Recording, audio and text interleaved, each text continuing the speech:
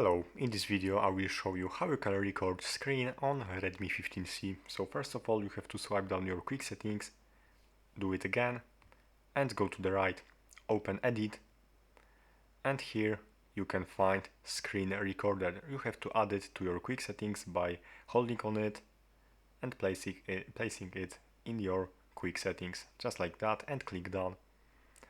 Now in your quick settings you are able to find screen recorder, so open it, allow the permissions, and now you can find this floating menu. So to start recording, just simply click on this red button, and now my screen is recording. And to end this, you have to tap on it, on this button again, and basically your recording is saved in your gallery. You can find it over here. So that's all, thanks for watching and subscribe.